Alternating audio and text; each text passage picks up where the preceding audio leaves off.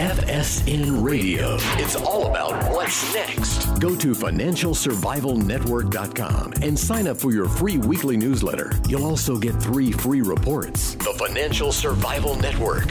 It's all about what's next.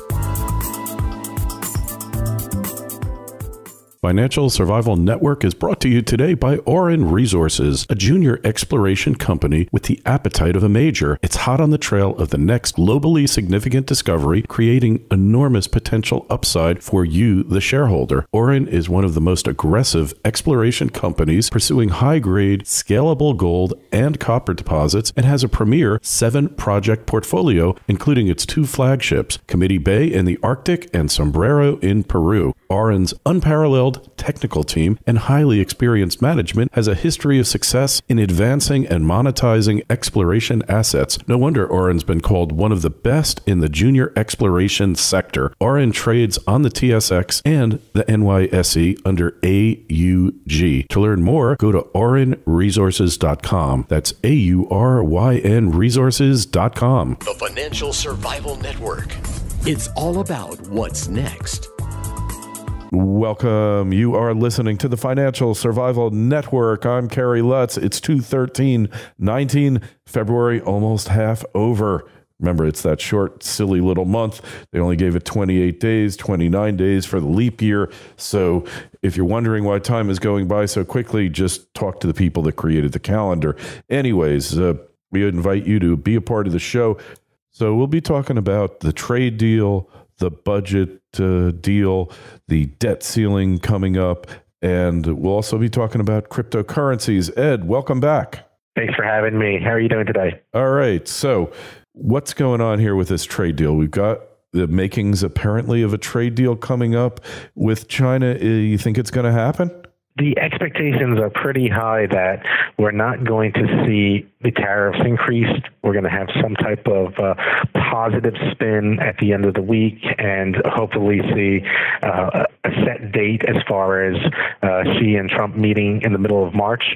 And right now that's teasing markets. We are seeing equities remain fairly bid, and the overall consensus is that while yes, we're going to possibly see an agreement on some of the key aspects as far as China buying more goods, we're not going to see any real significant progress on intellectual property theft, forced transfers, and China's vision, and China's dominant stance as far as taking on certain industries is unlikely to be unfazed. So we're getting closer to a positive step here in trade talks, but the end result is not looking like we're going to see any real concrete steps.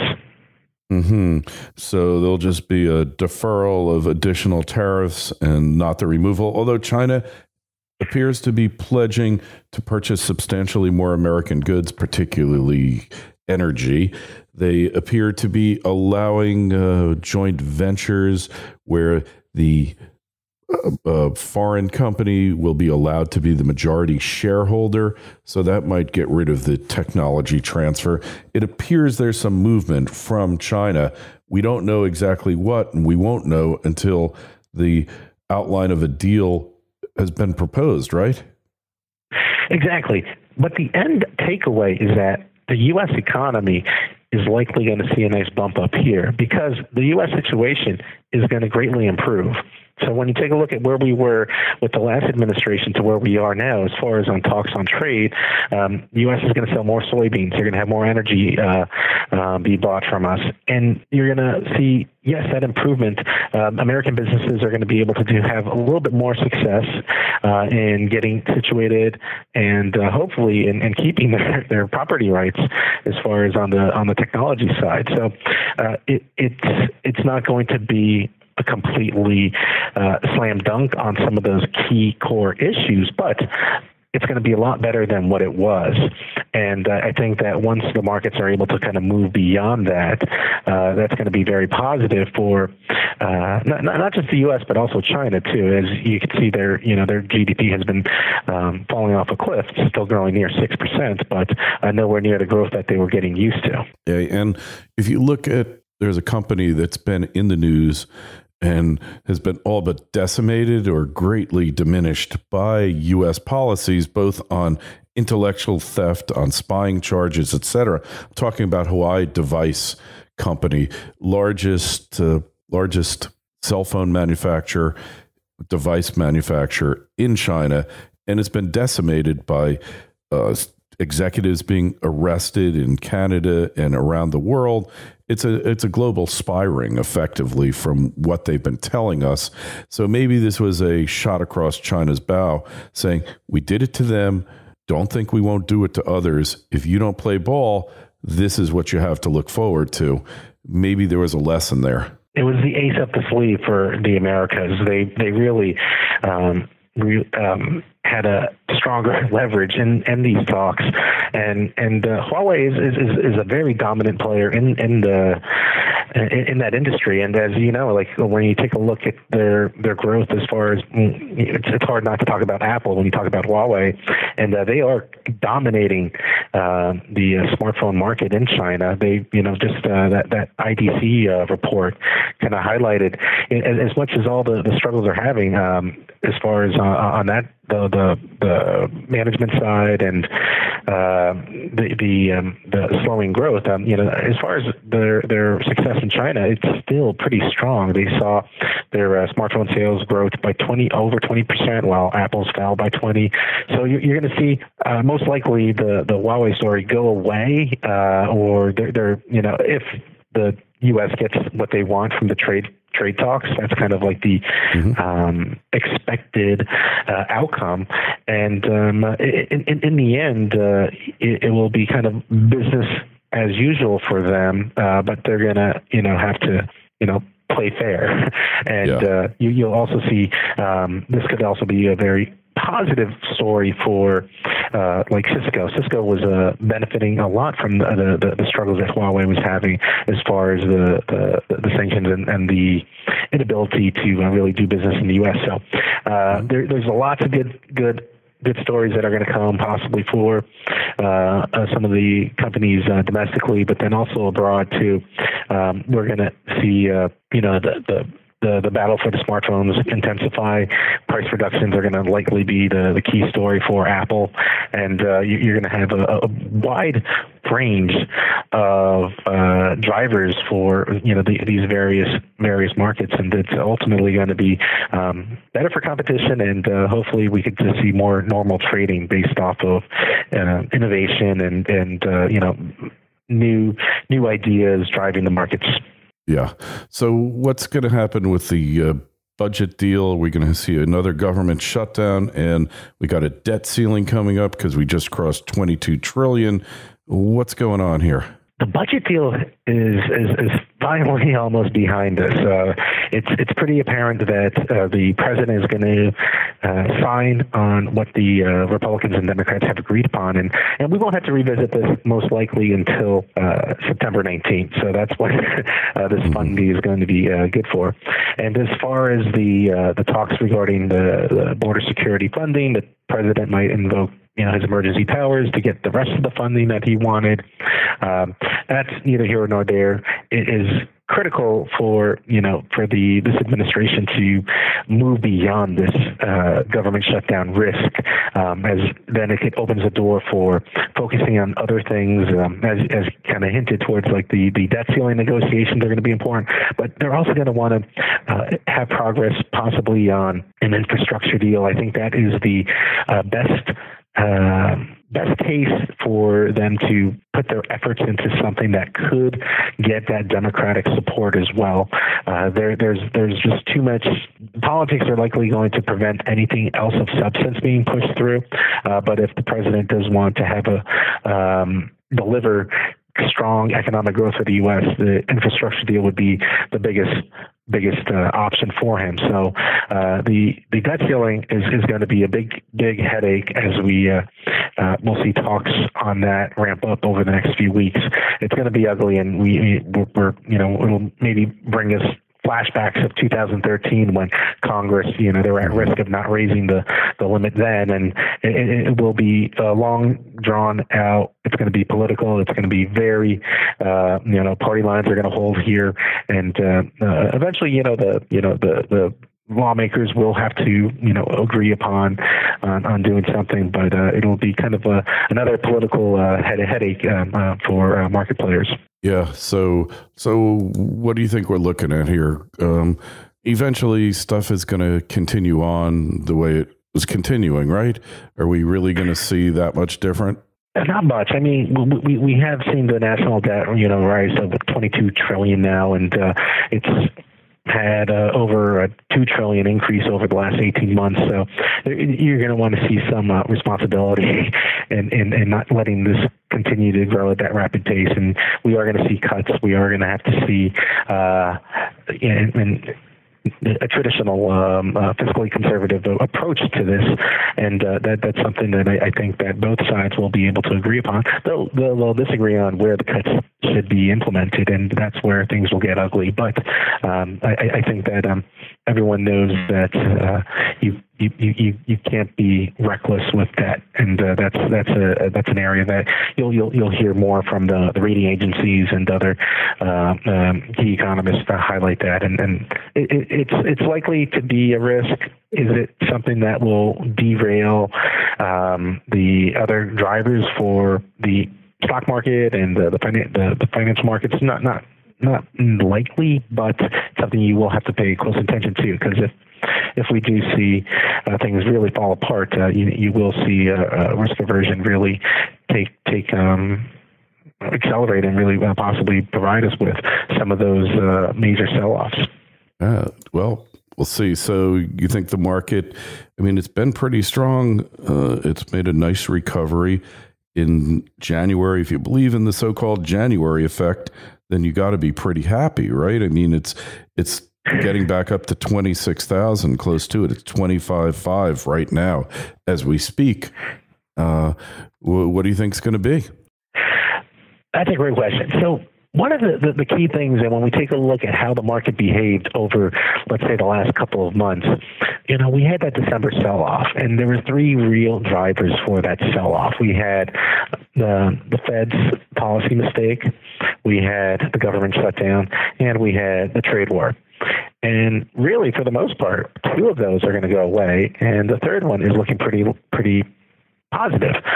The concern is that what happened, though, over these last 2 months was that sentiment got destroyed. And while those three headaches might be long gone, let's say, by the time we're in April, there is still not going to be a return to where sentiment was before then. And that's where we're seeing it priced in the earnings outlook. So before we had that December swoon, markets were fairly confident that we would see around, let's say, 10% earnings growth for the year. Well, now that's down to 5%. And expectations are the first quarter could be negative. So there's going to be a little bit of a reprieve once we do see that trade war resolved. But the damage has been done. And that's why we're seeing the market really, it has rebounded strongly. But if you were to be fairly confident that those risks were going to be away, we should be a lot closer to the highs of last year. And there's not enough conviction in that move. So the markets might stagnate, and they might look for an excuse to see one more pullback before we have that resumption higher. But for now, it's going to be likely choppy.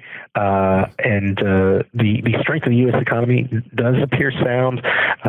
It's an accommodative world. Pretty much all the advanced economies have signaled we're not hiking anytime soon. The next move possibly could be a rate cut. So you have the central banks providing that accommodative stance. You have credit markets remaining fairly stable, and the overall outlook is still for the U.S. to still grow around that 2% level. And if that's the case, it's hard to argue that we won't see continued strength in the equity markets in the U.S. Globally, it's going to be a little bit more of a complicated picture, but for now, the overall look is very sideways in the short term, but long term for the U.S., it's still looking pretty strong. It's looking at like the best out of all the advanced economies. Yeah, it's the best looking dirty shirt in the laundry for sure. and the earnings actually, the first, it's earnings seasons now. Half the companies have reported, they're up 10, 12%, a lot of them. And half the companies are reported. There's been some upward surprises. Is it still from the tax cut, or what's going on with it? The tax cut, the effects of the tax cut definitely are starting to wear off, but the market became so overly negative that the typical result that we were seeing was companies were falling short of revenue, but the outlooks were maybe trimmed a little bit, but not as bad as was feared. And the overall kind of what the belief is that, if you're a company and you're reporting this quarter, you're going to want to get any bad news, any dirty laundry out there. You want to over-deliver in the second half of the year. So everyone is kind of trying to say this is, if you're really targeting, let's say 5 to 10% growth, you might just say, well, we're, low, mid to single digit growth. You might be a little bit more cautious.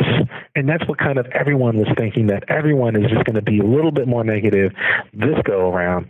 That way they can over-deliver, because everyone priced in a slow outlook for the first half of this year because of the trade war, because of other factors, because of the strong dollar, and there's lots of good reasons why the market was overly negative, and it was a perfect opportunity for these companies to try to take advantage of that, and then 2 quarters down the road, when they're really upgrading their forecast, they're looking pretty good then and more attractive. So it's kind of a positioning that you saw these companies take that I think for the most part everyone is kind of falling in line. And when you highlighted this big rally that we have seen over the last several weeks, if we take a look at which sectors are still not out of that bear market territory, it's all the defensive plays. So if you're looking for a reversion to the mean here, you might see the healthcare and the utility stocks be more positioned to have a little bit of a rebound here while we see the markets kind of stagnate here, and also consumer staples. So you're going to see those sectors which have kind of underperformed because they're the more defensive plays. But in the end, the rebound has been pretty nice. But we might not have enough momentum here, even if there is a final agreement on trade to see us retest those highs.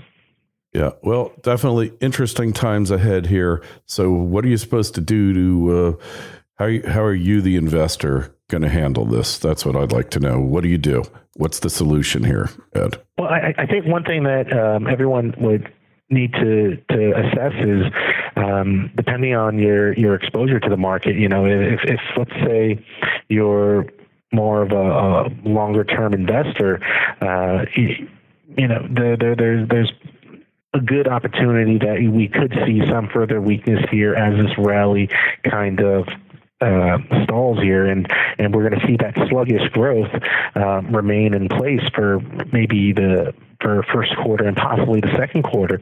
So there's more of that conservative approach where you will see possibly buying on weakness, but as far as on the longer term perspective, the economy is still fairly stable, so you could look to see the market continue to trudge higher, but it's not necessarily going to be like a V-shaped rebound like we saw earlier.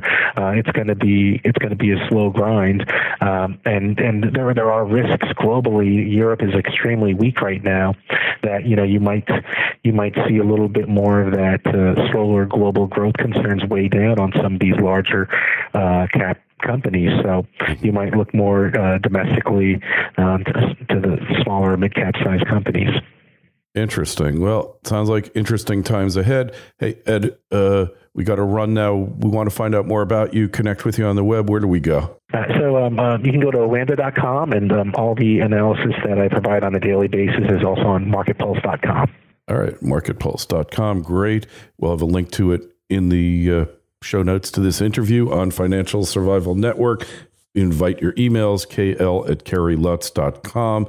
If you're listening on the podcast channels or on YouTube, then we ask you to subscribe, like, and share. Really helps a lot when you do that. Helps get the message out on the show. Lord knows we need better information to make better decisions. Ed, always a pleasure having you on. Thanks so much. We'll talk to you again real soon. Looking forward to it. Thank you. FSN Radio. It's all about what's next. Go to FinancialSurvivalNetwork.com and sign up for your free weekly newsletter. You'll also get 3 free reports. The Financial Survival Network. It's all about what's next.